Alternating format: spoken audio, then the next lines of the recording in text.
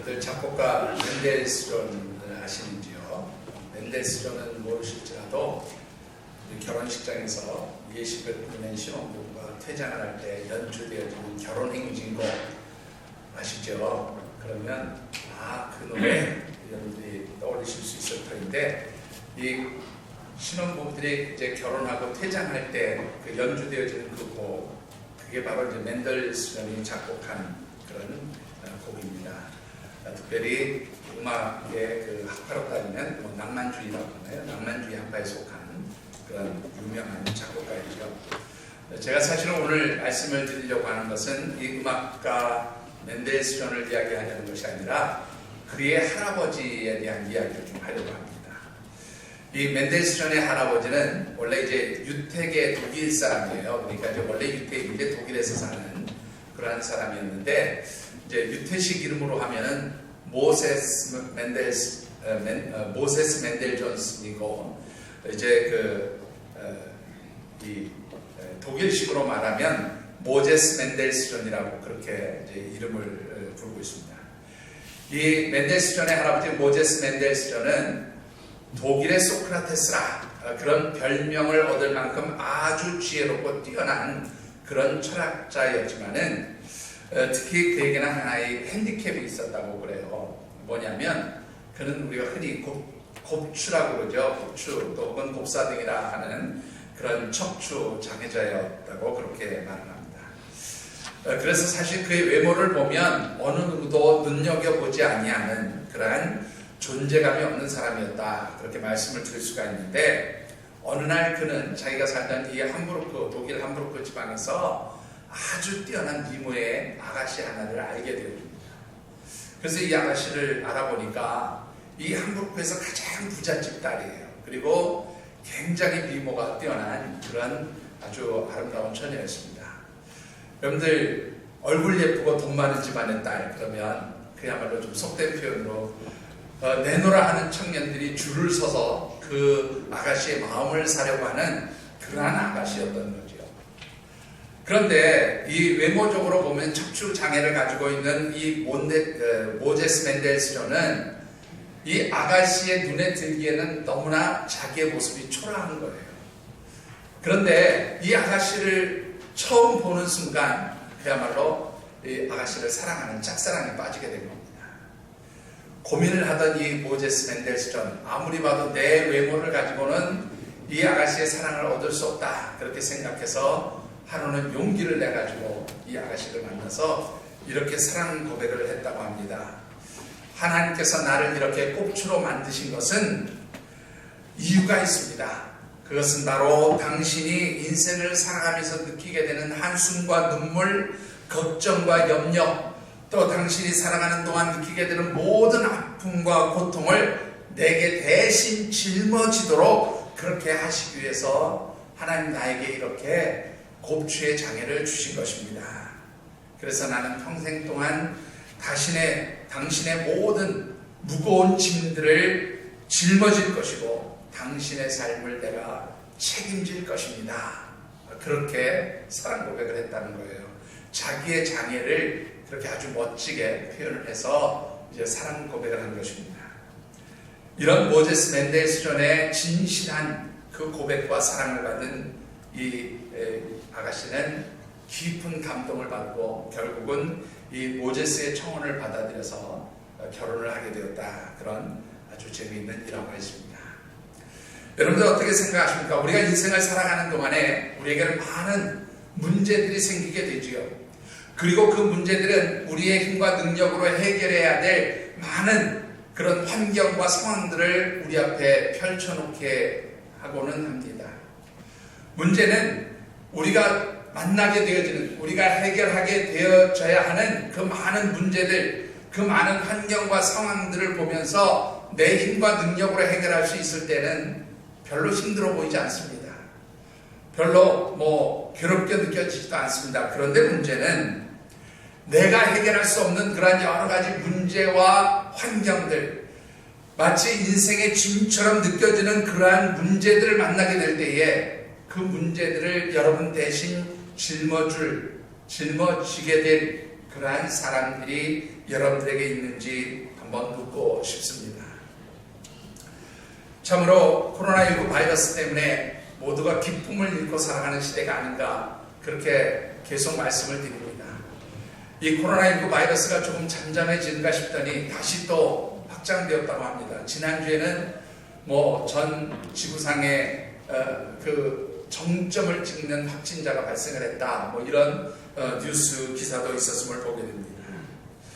참으로 우리의 삶의 자리에 이런 코로나19 바이러스와 같은 온역의 질병으로 인해서 모두가 기쁨을 잃고 살아가는 시대 아닌가 싶습니다. 그래서 이 6월에 함께 묵상하는 말씀의 주제는 우리가 이미 알고 있는 대로 바로 이것입니다. 같이 한번 읽어보시지요. 한 번 더 읽어보실까요? 예, 우리가 살아가는 동안에 우리의 삶의 자리에서 펼쳐지는 여러 가지 환경과 상황들, 특별히 우리에게서 기쁨을 사라지게 만드는 그런 4가지의 상황들을 살펴보면서 이렇게 기쁨이 사라질 때에 어떤 질문을 생각해보면 우리의 기쁨이 회복될까 하는 그런 주제를 가지고 말씀을 묵상하고 있습니다. 그래서 지난 첫 번째와 두 번째 주일에는 하나님께 예배드리는 기쁨이 사라질 때, 그리고 내 삶의 자리에서 내 힘과 능력으로 해결할 수 없는 불가능한 문제들을 만나게 될 때에 어떤 질문을 통해서 우리의 삶에 기쁨이 회복되어질 수 있는지 말씀을 드렸습니다. 오늘 세 번째로 묵상하는 말씀은 내가 살아가는 동안에 내 인생에서 내가 짊어져야 할 여러 가지 인생의 짐들로 인해서 기쁨이 사라지게 되어질 때에 어떤 질문을 생각해 보면 우리의 기쁨이 회복되어질 수 있을까 하는 것입니다. 오늘 우리에게 주신 하나님의 말씀은 특별히 자기 자신이 짊어지고 있다고 생각하는 그러한 짐들로 인해서 기쁨이 사라져버린 모세의 이야기입니다. 특별히 주신 말씀을 묵상하는 가운데 사랑하는 우리 모든 하늘색 가족들이 늘 풍성한 하늘의 기쁨을 누리고 또 기쁨을 잃었을지라도 하나님이 주시는 기쁨을 회복하시는 놀라운 역사가 있게 되기를 주님의 이름으로 축원합니다. 자, 오늘 먼저 주신 말씀을 통해서 묵상해 보고 싶은 것은 나의 삶에서, 우리의 삶에서 기쁨을 빼앗아가는 것이 무엇일까라는 것입니다. 그것은 우리의 의식주의 문제, 곧 먹고 사는 문제들을 비롯해서 내가 짊어지고 있다고 생각하는 그 많은 인생의 문제들이 마치 무거운 짐처럼 여겨질 때 기쁨이 사라지게 되어진다 하는 것입니다. 본문 11절과 우리 13절의 말씀을 같이 한번 받들어 읽어보겠습니다. 11절입니다.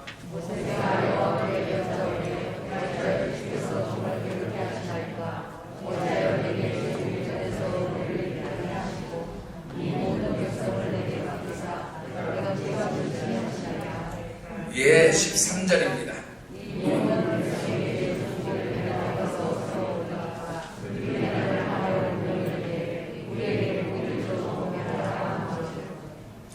자, 오늘 이 두 절의 말씀을 보면 이 모세를 아주 힘들게 하는 두 가지의 짐이 있었음을 보게 됩니다. 자, 먼저 11절의 말씀을 보면 모세에게 짐이 되었던 첫 번째 것은 무엇이었는가 하면 자신이 하나님의 명령에 따라서 애굽 땅에서 이끌고 나온 이 이스라엘 백성들 자체가 짐이었어요. 자, 여러분들 왜 이스라엘 백성들이 짐이라고 그렇게 생각을 했을까요? 오늘 본문에는 사실 아주 구체적인 사건이 나타나 있지 않지만 출애굽기 18장의 말씀을 보면 왜 이스라엘 백성들이 모세에게 짐이 되었을까 하는 것을 우리가 한번 추정해 볼 수가 있을 것 같습니다. 출애굽기 18장의 말씀을 보면 무슨 말씀이 있는가 하면 하루는 모세의 장인 이드로가 모세를 방문하게 되어집니다. 그런데 모세가 뭔가 되게 바빠요. 혼자 앉아서 막 이야기를 하고 또 그 주변에는 많은 이스라엘 백성들이 서 있는 겁니다. 그래서 모세의 장인 이드로가 잠시 틈을 내서 모세에게 묻습니다. 도대체 자네 뭐 하는 건가? 그렇게 물어보니까 모세가 뭐라고 대답합니까? 지금 이 이스라엘 백성들 사이에서 여러 가지 갈등과 다툼과 분쟁이 생겨서 그 문제들 재판받기 위해서, 그 문제들 해결받기 위해서 이 사람들이 다 내게로 온 것입니다. 그래서 내가 하나님 말씀에 근거해서, 하나님의 율법에 근거해서 무엇이 옳은 것인지 그른 것인지 이것을 구분하고 또 판단하는 재판을 하고 있습니다. 그렇게 대답을 합니다. 그러니까 모세의 장인 이드로가 뭐라고 얘기해요? 지금 내가 짊어지고 있는 이 모든 짐들이 너에게 너무 무겁다, 가중하다, 힘든 것이다. 그러므로 이제 내가 너에게 조언을 하겠다. 그러면서 한 가지 조언을 하죠. 그 조언이 뭡니까? 돕는 사람들을 세우라 그런 말이에요. 그래서 1000부장, 100부장, 또 50부장, 10부장 이렇게 많은 백성들을 함께 이끌어갈 지도자들을 세운 것을 보게 됩니다. 여러분들 이 출애굽기 18장의 말씀과 오늘 본문의 말씀이 대단히 유사해요. 오늘 본문의 말씀에도 보면 하나님께서 이스라엘 백성들 가운데에 특별히 나이 든 자들 가운데서 장로들과 지도자가 될 만한 사람들 70명을 세우라 그렇게 말씀한 것을 보면 이 모세가 이스라엘 백성들이 안고 있는 그 문제들을 누가 해결해 줘야 해요? 내가 해결해 주고 판단해 주어야 한다라고 하는 바로 그것 때문에 모세는 이 이스라엘 백성들 자체가 자신에게 뭐가 되었어요? 짐이 되었다 그런 말씀이에요. 자, 두 번째로 이 모세가 이스라엘 백성들의 문제들을 해결해 주어야 하는 것 때문에 이스라엘 백성들이 짐이 되었다면 두 번째로 모세의 짐이 된 것은 무엇입니까? 그것은 이 이스라엘 백성들의 먹고 사는 문제를 해결해 줘야 하는 그 책임 때문에 그 인생의 짐이 무겁게 여겨졌다 그런 말이에요. 여러분들 13절의 말씀을 보니까 백성들이 모세에게 무엇을 해달라고 요구합니까? 뭐 해달라고요? 고기 먹게 해달라. 여러분들 어떻게 생각하십니까? 이 모세에게 말이죠, 이스라엘 백성들이 고기를 먹게 해달라는 거예요. 자, 그러면 당시 이 모세가 이끌고 인도해 가던 이스라엘 백성들이 다 먹을 수 있을 만큼의 고기가 있어야 한다면 어느 정도의 분량이 있어야 할까요? 제가 말씀을 준비하면서 계산을 한번 해봤어요. 먼저 이스라엘 백성들의 인구가 몇이었을까? 얼마쯤 되었을까?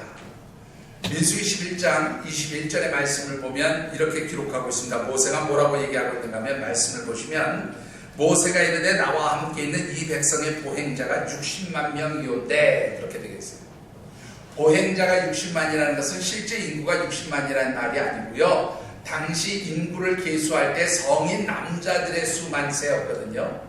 그러니까 이 60만이라는 것은 성인 남자의 수가 60만이다 그런 뜻이에요. 그렇다면 여러분들 남자만 있습니까? 여자들도 보통 1대1로 있다고 보면 여자들도 60만쯤 되었다고 볼 수 있죠. 성인 남성과 성인 여성의 60만이라면 그것을 60만의 가정이라고 그렇게 우리가 가정해 볼 수 있고요. 그렇다면은 이 가정 가운데 적어도 한 명의 자녀들, 평균적으로 한 명의 자녀들만 있다고 생각해 보아도 또 60만이니까 전부 몇 만이 돼요? 180만. 거기에다가 나이 들어서 늙고 이제 몸이 불편한 그런 어르신들이 적어도 20만 이상이 있었다고 보면 최소한 200만 이상의 인구가 바로 모세가 짊어지고 있는 이스라엘 백성들의 수인 거예요. 그런데 200만 명이 먹기를 원하는 고기를 공급해야 된다. 뭐 몇 날 며칠 먹는 거 그만두고 한 끼만 먹는다고 가정해 보십시다. 여러분들 사람 한 사람이 한 끼에 그래도 배를 채우기 위해서 필요한 고기의 양이 얼마쯤 됩니까? 여러분들 보통 고기 먹으면 1인당 얼만큼 먹으면 배가 채워주세요? 예? 웃으시는 걸 보니까 나는 끝도 없고 한도 없이 들어갑니다. 뭐 그런 뜻입니까? 그냥 우리가 일반적으로 생각하면 음식점에 가면 1인분 할 때 몇 g이라고 보통 돼 있어요? 예? 예. 그래도 고깃집은 가시는가 봐요. 예? 1인당 200g이라는 걸 아시는 거고. 여러분들 보통 한 사람이 그저 평범하게 고기를 먹었다 그러면 200g 정도의 고기가 필요하다는 거예요. 200만의 숫자가 200g씩 먹는다 계산을 해보니까 제가 무게를 열심히 계산해 봤어요. 그랬더니 어쨌든 너무 많으니까 이거를 킬로그램 단위로 계산하지 말고 톤으로 계산해 보니까 얼마쯤 되냐면 400톤의 고기가 필요해요. 200만이 한 끼를 먹는다고 가정할 때 1인당 200g씩 먹으면 400톤의 고기가 필요해요. 400톤 그러니까 아직도 상상이 안 가시죠? 여러분들 보통 이사할 때에 그 짐을 싣는 트럭이 5톤 트럭이라고 그렇게 얘기합니다. 좀 길게 보이는 것은 5톤 장축이라고 그러는데요. 제가 전문가에게 물어보니까 그 밑에 트럭을 지탱해주는 축이 있는데 이게 장축이라고 그러면 5톤보다 더 많이 실을 수 있을 때 장축이라고 그러는데요. 그런 5톤 장축은 보통 5톤 이상 8톤에서 10톤까지도 실을 수 있는데 보통 5톤 트럭 그렇게 얘기하면 얼마 정도의 양을 실는 거냐면 5톤 정도의 무게를 실을 수 있다는 거예요. 그러면 400톤의 고기를 5톤 트럭에다 실는다 가정해 볼 때 5톤 트럭 몇 대 분량이에요? 80대 분량의 고기가 필요합니다. 여러분들 한번 생각해 보십시다. 5톤 냉동 탑차가 있다고 생각하시고요. 그 냉동 탑차에다가 80대로 고기를 잔뜩 실어야 이스라엘 백성들이 한 끼를 먹일 수 있습니다. 여러분들 짐이 되겠습니까? 안 되겠습니까? 분명히 짐이 되는 것이죠. 특별히 아무것도 없는 불안 폭이 없는 그 사막 한가운데서 이스라엘 백성들이 원하는 고기를 먹게 해줘야 한다. 이거 얼마나 큰 짐이 되었을까 하는 것이죠. 그러기에 모세에게는 기쁨이 사라졌어요.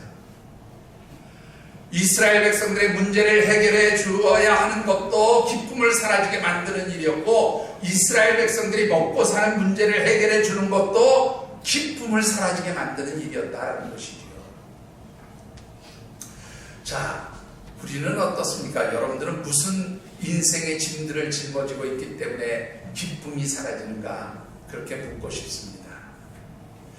각자 짊어지고 있는 인생의 무게, 인생의 짐들이 다 다를 거라고 생각하시지만 여러분들 그래도 사람이 살아가는 동안에 여러 가지 문제들이 있죠. 특히 집안의 가장들 같으면 많은 인생의 짐들을 짊어지고 있게 되어집니다. 여러분들이 생각할 때 목사님은 무슨 짐을 짊어지고 있습니까? 그럼 우리 교회를 짊어지고 있습니다. 이 얘기는 그냥 그만두고요. 그냥 일상의 생활에서 제가 요즘 가장 힘들고 부담스럽게 느껴지는 문제 한 가지를 얘기해 보려고 합니다. 여러분들이 아시는 것처럼 우리 아이들이 미국에 들어가 있잖아요. 사실은 우리 원준이 원영이가 미국에서 생활하면서 거의 자기들이 생활비를 벌어서 그렇게 이제 살아가고 있었어요. 특히 원준이가 열심히 일을 해서 한 달에 꽤 많은 돈을 벌고 그것을 가지고 집세도 내고 자기 차도 이렇게 사용하고 그렇게 비용을 냈습니다. 근데 이 코로나19 바이러스가 딱 시작되면서 체육관 문을 다 닫았어요. 운동을 할 수 없게 딱 중지시켰어요. 그러니까 우리 원준이가 수입이 다 줄어들었어요. 뉴스로 그런 이야기 듣고 걱정이 되니까 부모로서 아버지로서 당연히 야 어떻게 하냐 생활비 있냐 물어보니까 당연히 아빠 돈이 없어요. 그래서 3월 달부터 생활비를 보내기 시작해요. 3월, 4월, 5월 이제 6월 달까지 보면 벌써 4달째예요. 여러분들 정말로 부담스럽고 힘들더라고요. 아들이 벌어서 자기가 생활할 때는 제가 별로 부담스럽게 느껴지지 않았어요. 조금만 버텨주면 됐어요. 그런데 요즘에 그 두 녀석이 살아가는 생활비를 다 부담해줘야 되니까 되게 힘든 거예요. 부담스러운 거예요. 그래서 제가 하루는 저희 집사람한테 애들한테 생활비 보내는 게 너무 힘들고 부담스럽다. 그랬더니 우리 집사람 딱 한마디 해요. 뭐라고 얘기하는 줄 아세요? 그거는 가장의 몫이에요. 가장이 당신의 책임이고 당신이 짊어져야 할 짐이에요. 그 한마디로 딱 끝내더라고요. 여러분들 어떻습니까? 사실은 각자 생각하는 형편과 사정은 다르지만 다 각자가 짊어지고 있는 짐들이 있어요. 먹고 사는 문제가 때로는 짐이 될 수 있고요. 때로는 내가 만나고 부딪힌 내 앞에 펼쳐진 환경과 상황들이 내게 짐이 되어줄 수 있다라고 하는 것이죠. 그래서 그 짐들 때문에 기쁨이 사라지게 되었다는 것입니다. 그런데요, 진짜 이런 문제들, 내가 해결해야 될 것처럼 보여지는 그 문제들 때문에 기쁨이 사라지느냐? 사실은 그게 아니다라는 거예요. 진짜 기쁨을 사라지게 만드는 두 가지 요인이 있다는 것을 우리가 아셔야 돼요. 자, 그 첫 번째가 뭐냐면 10절 말씀에 잘 나타나 있는데 우리 10절을 같이 한번 받들어 보시죠.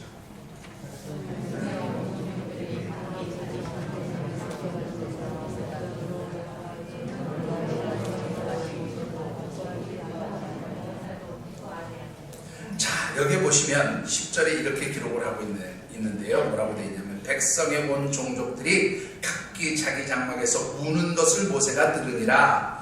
이러므로 여호와의 진노가 심히 크고 모세도 뭐하지 않았다? 기뻐하지 않았다. 자, 모세에게서 기쁨을 빼앗아간 것이 백성들이 우는 소리를 듣고 기쁨이 사라졌다. 그렇게 말씀하셨어요. 청각적 이유가 있었던 거죠. 그죠? 자, 그런데 이 백성의 우는 소리라고 하는 것은 한마디로 말하면 무슨 소리인가 하면 불평하는 소리. 원문의 뜻을 정리해보면 이런 뜻입니다. 마치 어린아이가 엄마에게 자기가 원하는 것을 들어달라고 막 떼를 쓰고 징징거리고 찡얼거리고 하는 것, 이것을 바로 불평하는 소리다, 그렇게 표현하고 있는 거예요. 그러니까 이스라엘 백성들이 마치 어린아이처럼 엄마한테 막 뭐 사주세요, 뭐 주세요, 찡얼거리고 떼를 쓰고 하는 소리를 마치 하나님, 모세가 볼 때는 그런 어린아이의 징징거리는 소리와 같은 것이 이스라엘 백성들의 불평 소리였다, 그렇게 얘기합니다. 그리고 그 불평 소리를 듣는 순간 모세에게 뭐가 사라졌어요? 기쁨이 사라졌다. 여러분들 어떻게 생각하십니까? 왜 기쁨이 사라진다고 생각하십니까?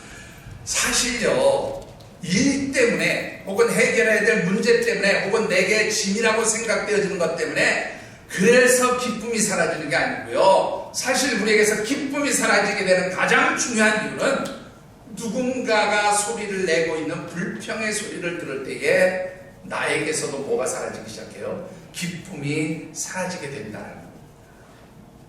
여러분들, 이 세상에 전염성 강한 것이 많이 있어요. 특히 요즘에 우리가 겪고 있는 이 코로나19 바이러스 전염성이 무척이나 강하다고 그러죠.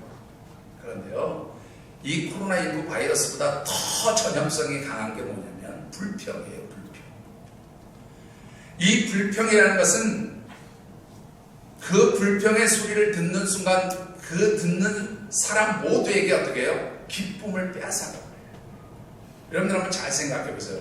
누가 막 불평하는 소리를 들으면 여러분들 그 소리 들으면서 아, 기분 좋다 그러는 분 계세요? 아, 기쁘다 그러는 분 계세요? 불평하는 소리를 들으면 그 순간 뭐가 사라지기 시작해요? 기쁨이 사라져요. 근데 참 이 불평이라는 것의 힘이, 이 전염성이 얼마나 강한지, 처음에는 불평하는 소리를 들으면 기쁨이 사라지는데 시간이 지나면 나도 모르게 내 입에서 뭐가 나오기 시작해요? 불평의 소리가 나오기 시작합니다. 그래서 불평의 소리를 듣는 사람은 기쁨이 사라질 뿐만 아니라 무엇이 시작돼요? 불평의 소리를 내기 시작해요. 오늘 본문에도 보면 모세가요, 백성들이 이 불평하는 소리를 듣고 자기도 뭐하기 시작해요. 나중에 보면 자기도 불평하기 시작해요. 그래서 사실은 여러분들이 살아가면서 불평하는 소리를 듣거나 불평하는 소리를 내지 않는 것이 기쁨을 잃어버리지 않는 비결이라는 사실을 여러분들이 잊지 않게 되기를 주의 이름으로 축원합니다. 여러분들, 이 불평과 관련해서 재미있는 이야기 하나가 있어요. 미국에 있는 아칸소 대학의 심리학과 교수인 제프리 로어라고 하는 교수가 있어요. 이분이 재미있는 그런 비유로 이 불평을 설명했는데 뭐라고 그랬냐면, 불평을 하는 것은 마치 밀폐된 엘리베이터와 같은 공간에서 방귀를 끈 것이다. 여러분들 이 말이 이해가 되십니까? 아파트 들어가려고 엘리베이터에 탁 갔더니 많은 사람들이 꽉 찼어요. 그런데 그 중에 누군지 모르는 한 사람이 방구를 뻥 하고 꼈어요. 그 다음 어떻게 됩니까? 예? 여러분들 한 번씩은 겪어보신 일 아닌가요? 그 다음부터 어떻게 돼요? 냄새 때문에 막 고통스럽죠. 방귀를 낀 사람은 자기는 순간적으로 시원해질 수 있어요. 방귀를 꼈으니까. 그런데 그 자신이 낀 방귀 때문에 그 안에 있는 모든 사람들을 괴롭게 만듭니다. 나중에는 누구도 괴로워져요? 자신도 괴로워져요. 불평이 마치 이와 같다는 거예요.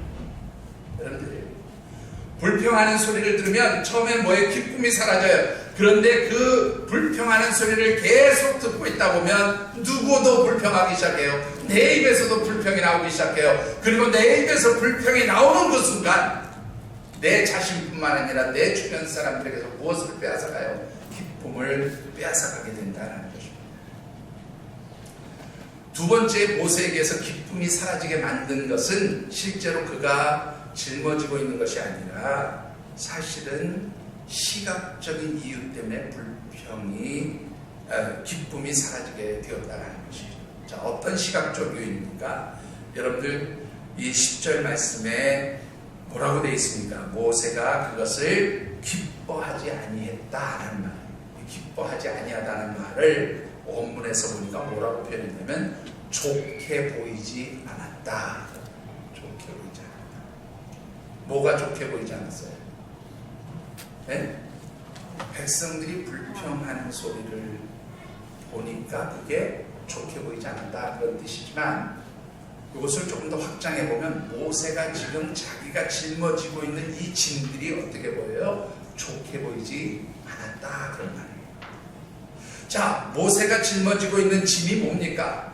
백성들이 불평하는 소리 가운데 담겨 있는 것이 무엇입니까? 그것은 바로 우리의 문제들을 해결해 주세요. 당신이 우리를 이 애굽 땅에서 끌고 나왔으면 우리가 지금 당면하고 있는 이 문제들 당신이 해결해 줘야 합니다. 이게 짐이잖아요. 우리가 먹고 싶은 거 있어요? 우리에게 고기를 주세요. 적어도 우리가 고기를 먹을 수 있을 만큼 400톤의 고기 가져오세요. 그렇게 요구하고 있는 거예요. 이 짐들이 모세를 기쁨을 사라지게 만들었고 모세의 눈에 보면 이것들이 다 뭐예요? 좋지 않게 보였다. 그런데 여러분들 한번 생각해 보십시다. 이 모세가 좋지 않게 보여지는 일들, 이 일들이 나쁜 것이냐 아니면 그것을 보는 모세의 마음이 불편하고 나쁘게 여겨진 것이냐, 이게 참 중요한 얘기인데요. 이 원문의 뜻을 보니까 참 재밌어요. 뭐냐면 백성들이 불평하고 원망하고 고기를 달라 하고 우리 문제를 해결해 달라고 하고 하는 이 상황이 나쁘고 이 상황이 악한 게 아니라 그것이 모세 자신에게 어떻게 보인 거냐면 나쁘게 보인 거예요. 악하게 보인 거예요. 왜냐하면 이 백성들의 불평과 원망이 누구에게 피해를 줄 것 같아서 나에게 피해를 줄 것 같아서 나를 힘들게 할 것 같아서 나를 괴롭게 만들 것 같아서 그것이 좋지 않게 보였다 그 말이에요. 그래서 기쁨이 사라졌다는 말이에요. 자, 그러면 이 말을 우리가 다시 한번 정리해 보십시다. 여러분들 지금 모세가 이스라엘 백성들을 이끌고 가는 것이 모세의 짐입니까? 하나님의 짐입니까? 지금 고기를 먹게 해달라고 요구하는 이스라엘 백성들의 그 고기를 요청하는 그 짐이 모세가 해결할 수 있는 짐입니까? 아니면 하나님이 해결하셔야 될 짐입니까? 여러분들 잘 생각해 보세요. 실상 이 모세가 자기가 짐이라고 생각하는 것은 진짜 누구의 짐이 아니에요. 자기의 짐이 아니에요. 이건 누구의 짐이에요? 하나님의 짐이었다라는 거예요. 이게 중요한 거예요. 여러분들 우리가 인생을 살아가면서 내 힘으로 해결하지 못하는 문제들을 만날 수 있어요. 그것이 나에게 무거운 짐처럼 느껴질 수 있어요. 그런데 여러분들 어떻습니까? 앞서도 말씀드렸지만 내게 해결할 수 있는 문제들 같으면 기쁨을 잃어버릴 만큼 힘들지 않아요. 내가 해결할 수 없을 때의 그 문제가 기쁨을 잃어버리게 만들잖아요. 그러면 여러분들이 해결할 수 없는 문제 누가 해결해야 됩니까? 그 문제 하나님의 문제예요. 그렇죠? 그 문제는 내 문제가 아니라 누구의 문제예요? 하나님이 해결해 주실 문제인 거예요. 여러분들 잘 생각해 보세요. 여러분들 먹고 사는 문제 때문에 힘드십니까? 그런데요, 이 먹고 사는 문제 누가 해결하는 겁니까? 내가 해결할 일입니까? 하나님이 해결해 주시는 겁니다. 어떻게 생각하세요? 여러분 먹고 사는 문제가 여러분들의 힘으로 해결하는 문제입니까? 아니면 하나님이 해결해 주시는 문제입니까? 잘 모르시는 건가요? 예? 여러분들 나중에 말씀드리겠지만 마태복음 6장에 보면 예수님 뭐라고 말씀하셨어요? 너희가 무엇을 먹을까 마실까 입을까 의식주의 문제로 염려하지 말아라. 이 모든 것은 하늘에 계신 너희 아버지께서 너희에게 필요한 모든 것을 다 아시고 채워주실 것이다. 분명히 그렇게 말씀하고 있습니다.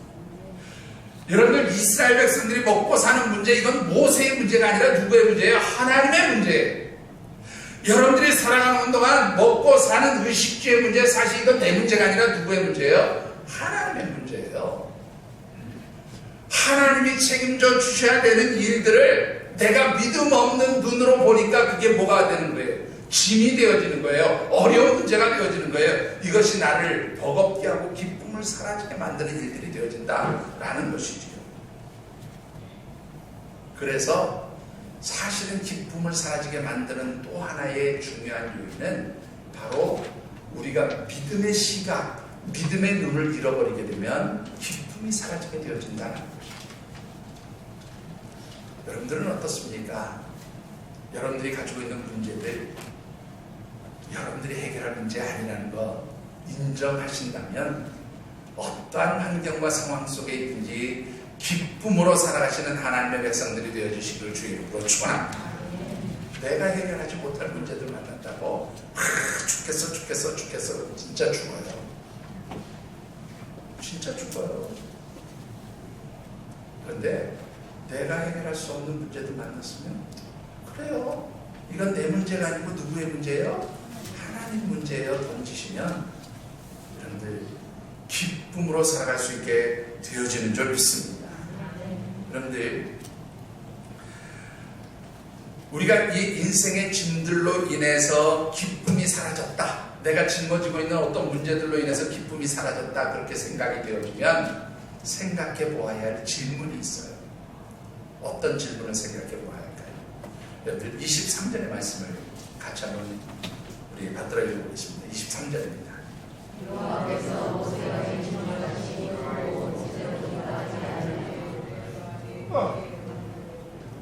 23절입니다. 같이 읽어보십시다.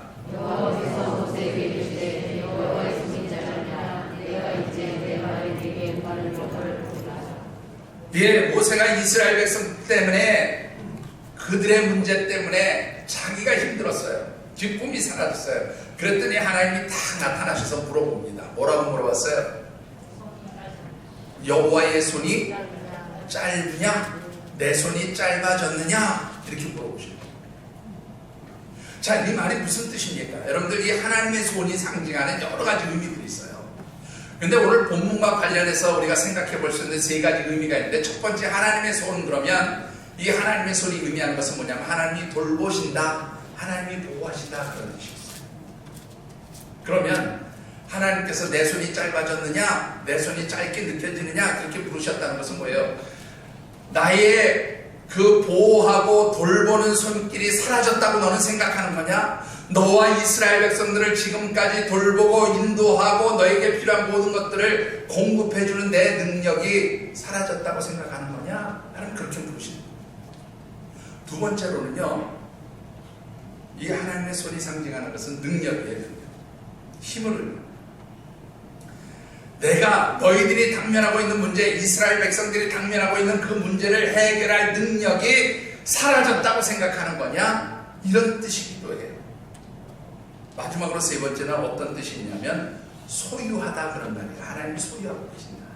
이 말을 본문에 적용해 보면 너희들이 필요하다고 생각되어지는 것, 너희들이 먹고 싶다고 생각되어지는 그 고기를 내가 가지고 있지 못해서, 내가 없어서 공급해주지 못할 만큼 내가 가난한 하나님이라고 생각하느냐? 하나님 그렇게 물어보시는 거예요. 여러분들 어떻습니까? 여러분들이 여러 가지 삶의 문제들을 만날 때에, 그래서 그 문제들 때문에 힘들고 어렵고 고통스럽다고 생각하고 기쁨이 사라진다고 생각할 때에 한번 다시 생각해 보십시오. 여러분에게 있어서 펼쳐지고 내어주신 하나님의 손길이 짧아졌다고 생각하십니까? 하나님의 손이 짧아졌다는 것은 하나님의 보호하심이 끝났다는 말이에요. 하나님 나를 돌보시는 것이 끝났다는 말이에요. 하나님의 손이 짧아졌다는 말은 하나님 나를 더 이상 도우실 능력과 힘이 없다고 그렇게 말하는 거예요. 하나님의 손이 짧아졌다는 것은 내게 필요한 것을 하나님이 공급해 주실 여유가 없다, 하나님 가진 것이 없다, 그런 뜻이에요. 여러분들 어떻습니까? 하나님 그런 분이십니까? 하나님 능력이 없는 분이세요? 하나님 여러분들을 돌보아 주실 힘이 없으신 분이십니까? 하나님 여러분들에게 필요한 거 공급해 주실 능력이 없으신 분이십니까? 어떻습니까? 결국 모세가 지금 기쁨을 잃고 이것이 내게 짐입니다, 무겁습니다, 힘듭니다, 그렇게 말하는 것은 한마디로 말하면 하나님의 능력의 손을 의심하는 모세의 불신앙을 의미하고 있다. 여러분들 왜 기쁨이 사라집니까? 한마디로 말하면 하나님을 절대적으로 신뢰하지 못하는 불신앙이 우리에게서 기쁨을 사라지게 만드는 거예요. 그러면 왜 이런 불신앙이 찾아오게 될까요? 불신앙이 찾아오는 이유가 뭐라고 생각하십니까? 그것은 하나님의 은혜를 잊어버린 사람이 불신앙 가운데 빠져요. 자, 여러분들 한번 생각해 보십시다. 이 민수기 11장에서 이스라엘 백성들이 고기 먹고 싶어요. 이 고기 우리에게 주세요 라고 요구하는 이 사건이 이스라엘 백성들에게 있어서 첫 번째 사건이었느냐? 그게 아닙니다. 이게 두 번째 일이에요. 첫 번째는 언제 있었는가 하면 출애굽기 16장에 보면은 이스라엘 백성들이 애굽 땅을 떠난 지 한 달 보름이 되던 해, 한 달 보름이 되던, 그러니까 45일이 지난 뒤에 여러분들 이스라엘 백성들이 신광야에 도착했는데 그때 이들이 불평하기 시작했어요. 뭐가 먹고 싶다고? 고기 먹고 싶다고. 그랬을 때 하나님께서 이 이스라엘 백성들의 불평과 원망하는 소리를 들으시고 그들에게 고기를 주셨는데 무엇을 보내셨어요? 메추라기 떼를 보내셨어요. 출애굽기 16장 가서 여러분들이 쭉 읽어보시면 하나님이 얼마만큼 주셨냐면 이스라엘 백성들이 진을 치고 있는 그 사방에 진을 덮을 만큼 고기를, 메추라기 떼를 보내주셨어요. 그래서 그들이 잘 고기로 배를 채웠습니다. 먹었어요. 요 사건이 있고 나서 딱 1년 정도 지난 뒤에 있었던 사건이 민수기 11장의 사건이에요. 그러면 여러분들 한번 보십시다. 13절에서요. 모세가 뭐라고 얘기합니까? 여기에 보면 13절 다시 한번 보시죠. 13절에 이 모든 백성에게 줄 고기를 내가 어디서 얻으리까? 과거에는 어디서 얻었어요? 누가 주셨어요? 하나님이 주셨잖아요. 그거 이미 경험했단 말이에요. 하나님이 주신 은혜들을 이미 체험했었어요. 1년 전에 하나님이 이미 백성들이 고기가 필요하다고 할 때 모세 아무것도 안 했어도 하나님이 엄청난 메추라기 떼로 그들을 배부르게 먹이도록 고기를 주셨단 말이에요. 불과 1년 전에 주신 하나님의 은혜를 까마득하게 잊어버리고 하나님 내가 이 고기를 어디서 가져올까요? 그렇게 지금 짐이 되었다고 기쁨을 잃고 있단 말이에요. 여러분들 한번 잘 생각해 보십시오.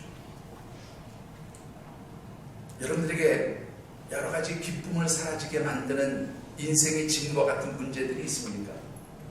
그렇다면 한번 지나온 시간들을 돌이켜보시기 바랍니다. 여러분들이 살아온 지난 과거의 시간들 가운데는 지금 현재 내가 힘들다고 생각하는 문제들이 한 번도 없었습니까? 여러분들 잘 생각해보세요. 그때도 우리가 살아가면서 만나는 문제들은 거의 대동소이해요. 거의 똑같습니다. 사람이 살아가는데 필요한 문제들, 사람이 살아가는데 해결해야 될 문제들, 짐처럼 느껴지는 것이 과거에는 있고 지금 현재는 없어질 것 같습니까? 여러분들, 우리가 짊어져야 할 짐들은 사실 어떻게 해요? 우리가 태어나면서부터 하나님 나라 간 그날까지 사실은 늘 있는 것이에요. 그 있는 짐들을 통해서 하나님 우리가 무엇을 하기 원하시는 겁니까? 하나님 바라보기 원하시는 거예요. 그 짐들을 해결해 주시는 하나님을 믿고 신뢰하고 하나님께 맡기기를 원하시는 거예요. 그게 하나님이 우리에게 짐을 주신 이유라 그런 말입니다. 여러분들 과거에 있었던 힘든 일들 생각해 보세요. 다 누가 해결해 주셨어요? 하나님이 은혜로 해결해 주셨다는 사실이죠. 여러분들 삶의 짐이 무겁다고 느껴지시면 지난 시간들을 한번 되새겨보세요. 얼마나 많은 하나님의 은혜가 있어, 얼마나 하나님의 풍성한 손길이 있었는지, 얼마나 많은 것들을 하나님이 우리에게 은혜로 채워주셨는지, 그것을 회복해야만 사실 뭐예요? 불신앙에서 벗어날 수 있다고 합니다. 여러분들 기쁨을 잃고 불평하면서 원망하기보다는 우리 삶의 지난 시간들을 돌이켜보면서 하나님 주시는 은혜들을 회복해볼 줄 아는, 그것을 감사하며 회복하는 그런 하나님의 사람들이 되어주시기를 주님의 이름으로 축원합니다. 여러분들 이 불신앙에 빠지게 되면 이런 사람들에게서 나타나는 전형적인 3단계 특징이 있어요. 첫 번째 특징은 뭐냐면 불평하는 겁니다. 불평. 12절을 한번 보시죠. 12절을 같이 읽어봅니다.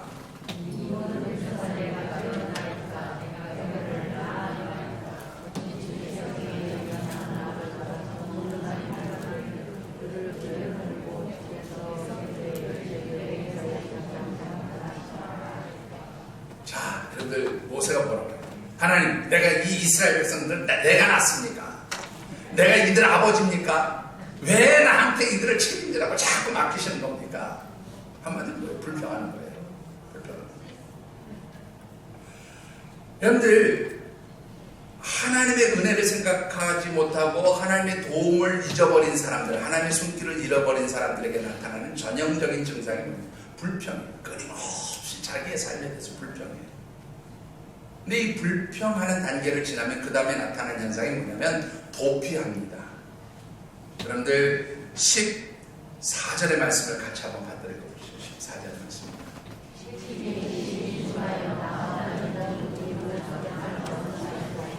한마디로 말하면 나 책임지지 못하겠어요.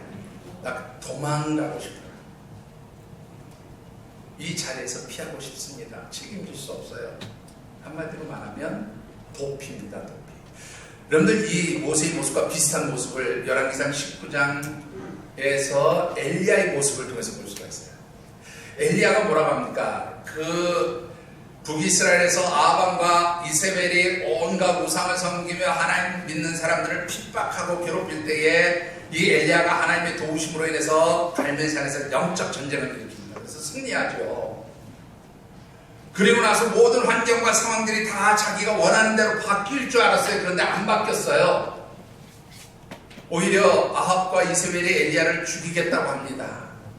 엘리야의 마음에 화가 났어요. 불평이 생기기 시작했어요. 왜?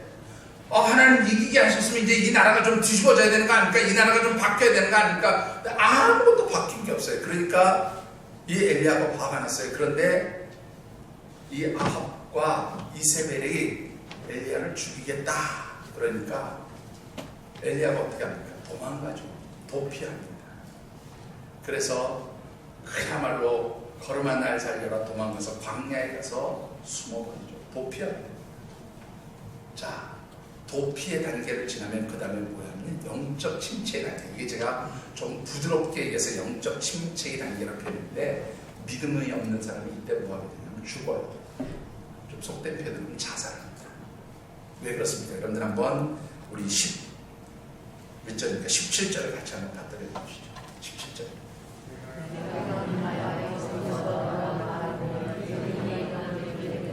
아이고 죄송해요. 15절입니다. 15절. 죄송합니다.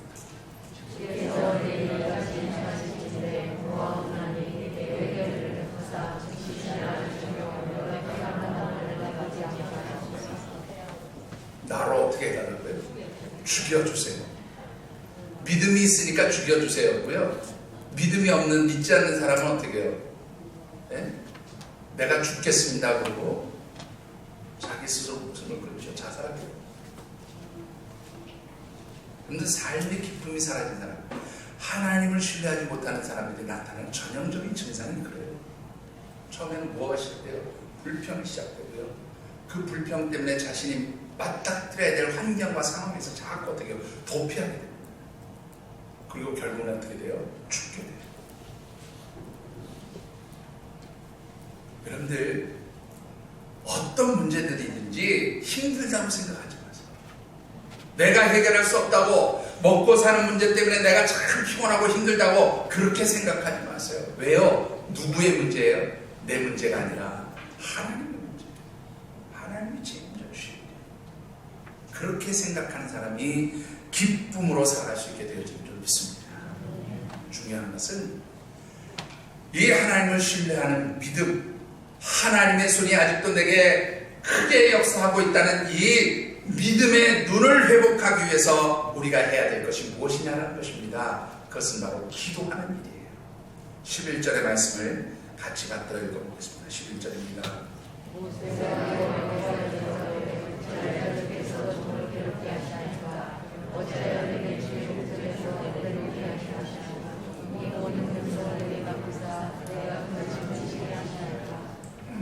자, 여러분들 이 말씀도 역시 모세의 불평처럼 보이지만 실제 원문은 이게 모세의 기도가 시작되어진 장면이에요.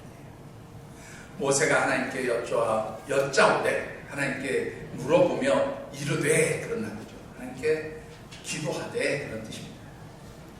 뭐라고 기도했는가 하면 여러분들 보세요. 여기 보시면 어찌하여 내게 주의 목전에서 은혜를 입게 아니하셨습니까? 이런 기도를 하고 있어요. 여러분들 이 기도가 단순하게 하나님 왜 내게서 내게 은혜를 주시지 않습니까? 이렇게 기도한 게 아니라 사실은 이 내용은요, 불평이라기보다는 출애굽기 그 33장 12절 이후에 있는 말씀을 가지고 기도하는 거예요. 이게 무슨 내용인가 하면 여러분들 출애굽기 32장 33장 이 말씀에 쭉 보면 무슨 내용이 기록되어 있는가 하면 모세가 10계명을 받기 위해서 하나님의 산 호렙에 올라가게 됩니다. 그런데 모세가 오랜 시간 동안 내려오지 않으니까 이스라엘 백성들이 밑에서 뭐 만들었어요? 금송아지 만들고는 이것이 우리를 애굽 땅에서 인도해낸 하나님이라 그렇게 얘기하면서 이 금송아지에다 절을 하고 우상숭배를 했어요. 하나님 진노하셨습니다. 그래서 나중에 하나님 뭐라고 말씀하시는가 하면 내가 이들을 가나안 땅에 들어가게는 하겠다.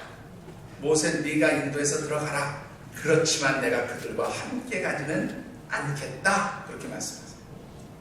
그래서 모세가 기도한 게 뭐냐? 하나님 내게 은총을 베풀었다고 말씀하시지 않았습니까?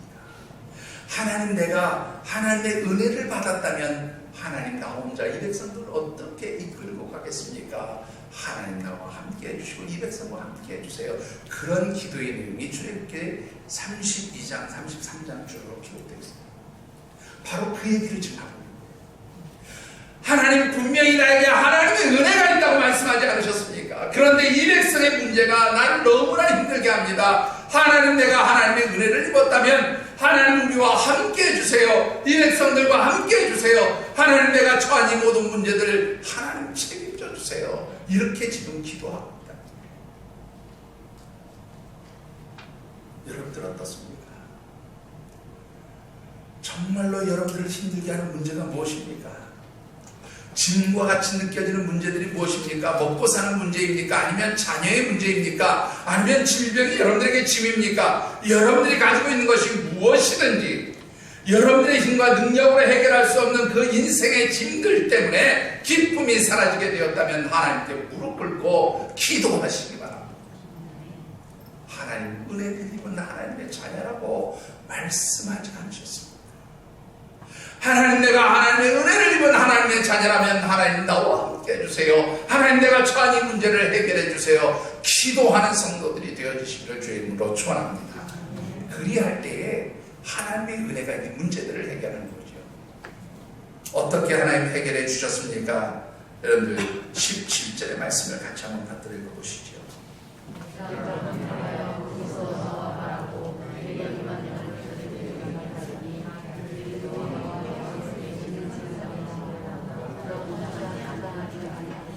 여러분들 26절에 보시면 하나님이 백성의 나이 든 그런 사람들 중에서 장로들과 지도자가 될 만한 사람 70을 세우라 그렇게 말씀하셨어요.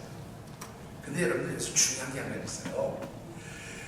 이 모세와 70명의 지도자들이 이스라엘 백성들을 이끌고 가는 이제 지도자 그룹이 되는 건데, 이 지도자 그룹이 되어지는 조건이 뭘까요? 이스라엘 백성들을 책임지고 이끌어가는 리더가 되어지는 조건이 뭐예요? 안 보이세요? 이 말씀 안에서 뭐라고 말씀하셨어요? 너에게 임한 나의 영을 누구에게도 임하게 하겠다? 그 70명의 지도자로 세운 사람들에게도 임하게 하겠다. 그렇게 말씀하셨어요. 이 얘기는요, 지금 모세 네가 이끌고 가고 있는 것 같지만 이거 누가 하고 있는 거야? 하나님의 영, 하나님 내가 하고 있는 거야. 하나님 그렇게 말씀하십니다. 너를 돕는 70명의 조력자들 내가 세워줄게. 그런데 그들이 하는 게 아니고 누구예요? 그들에게 임하시는 하나님의 영이 그들로 하여금 일하게 만드실 거다. 그런 얘기입니다. 여러분들의 문제 누가 해결해요? 내가 해결하는 게 아니라 하나님의 영이 해결하는 거예요. 하나님의 인자하심이 해결하는 거예요.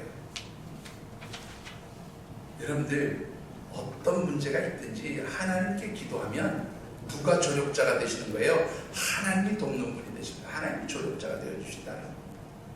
사람을 세운 것 같지만 사실은 누가 하는 거예요? 하나님이 도와주신다는 거예요. 여러분들 히브리서 4장 19절의 말씀을 기억하십니까? 같이 한번 읽어보시지요.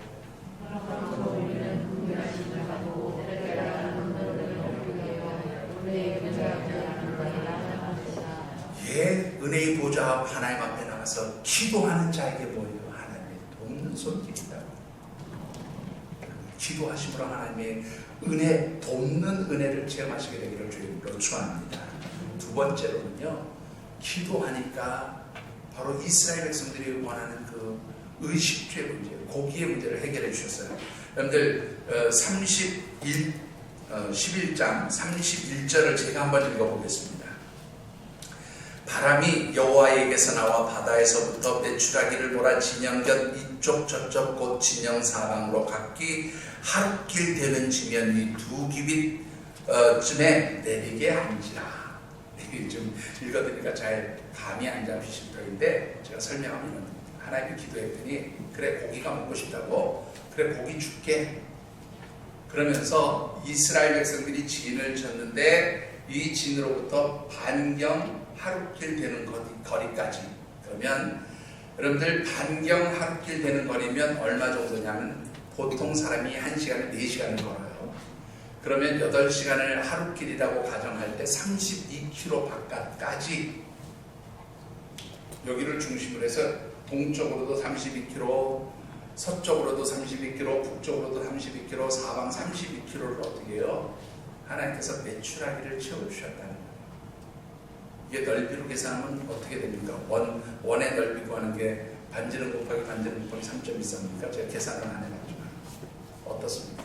하여튼 여러분들 반경 32km 지점, 그래서 지름으로 따지면 64km의 지점을 무엇으로 가득 채우냐면 메추라기로 채우는데, 그 두께가, 메추라기의 두께가 여기에 보니까 얼마예요? 2규빗.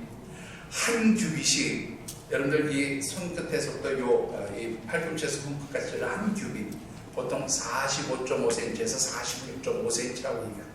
그냥 딱 잘라서 45cm, 그러면은 몇 cm입니까? 2규빗이면 90cm, 거의 1m 가까운 두께로 하나님이 메추라기를 잔뜩 주셨다.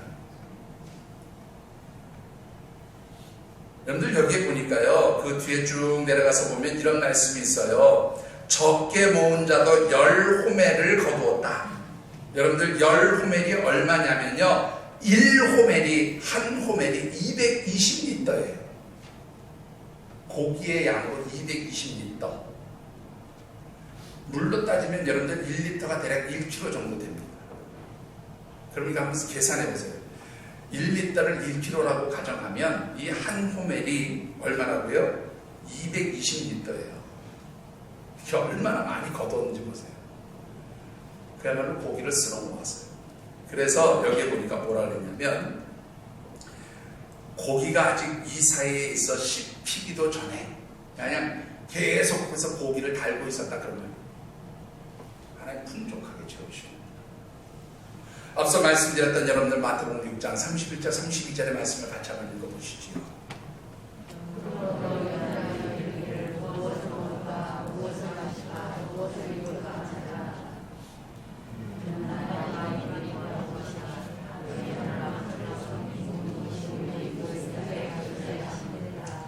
먹고 사는 문제 누가 책임져 주신다고요? 하나님이 주신다. 하나님이 책임져 주신다. 먹고 사는 문제, 내 입으로 해결할 수 없는 문제들 만난다고 걱정하고 염려하고 기쁨을 잃어버리기보다는 이 모든 문제들을 책임져 주시고 이것이 나의 짐이라고 말씀하시는 하나님 바라보시며 여러분들이 기쁨으로 살아가는 성도들이 되어주시길 주님으로 축원합니다. 말씀을 냈습니다. 여러분들 요즘에도 그런 것으로 알고 있습니다만 배들을 보면 왜 보통 배 그 밑부분에 색깔로든지 이렇게 구분되어 있는 선이 있죠. 아십니까? 배를 보시면 배 밑부분에 항상 그 배를 구분짓는 선이 있어요. 그 색깔로 구분이 되는 선이 있습니다. 혹시 그 선이 무엇인지 아시는지요? 이 선을 보통 뭐라고 부르는가 하면 적재 한계선 또는 프림솔 라인 그렇게 불러요. 이게 뭐냐면 18세기에 그 세계, 이 지구상의 바다를 영국이 장악했다고 그러죠. 영국의 많은 배들이 해상 무역을 하면서 많은 짐들을 싣고 다녔어요. 근데 이 배들이 자꾸 침몰을 하는 거예요. 왜 도대체 이 배들이 침몰을 하는가? 이것을 영국 의회가 걱정을 해서 연구하고 조사했어요. 그때 이 일을 맡은 사람이 프림솔이라는 영국 의회의 의원입니다. 조사를 해보니까 배들이 침몰하는 이유가 딱 한 가지였어요. 뭐 때문에 침몰했을까요? 짐을 많이 실어서. 짐을 많이 실으니까 자동적으로 가라앉는 거예요. 침몰하는 거예요. 그래서 이 배들이 침몰하지 않기 위해서 가장 적정선이 어디냐, 그것을 배에다가 표시를 하게 되는 거예요. 그게 바로 지금까지 그대로 사용합니다. 그래서 그 배 밑에 구분되어지는 그 선을 적재 한계선, 짐을 실을 수 있는 한계선 또는 그 원리를 발견한, 그 짐을 여기까지만 실어야 됩니다라고 하는 그 이론을 발견한 프림솔이라고 하는 의원의 이름을 따서 프림솔 라인 그렇게 불러요. 여러분들 많이 짊어지면 침몰하게 되겠죠. 그죠? 마찬가지입니다. 여러분들 우리의 인생이 침몰하면요, 너무 많은 걱정을 짊어지고 짐들을 짊어지고 있으면 침몰하게 됩니다. 이 짐들을 해결하는 가장 좋은 방법이 무엇입니까? 마태복음 11장 28절에 주님이 이렇게 말씀하십니다. 수고하고 무거운 짐진 자들아 다 내게로 오라, 내가 너희를 쉬게 하리라. 이 말씀은 너희들의 짐들 누가 책임져 주신다고요? 하나님, 주님께서 책임져 주신다고 말씀하는 것이죠. 여러분의 짐들이 하나님께 맡겨짐으로 인해서 늘 기쁨의 삶을 살아가시는 우리 귀한 믿음의 성도들이 되어주시길 주님의 이름으로 축원합니다.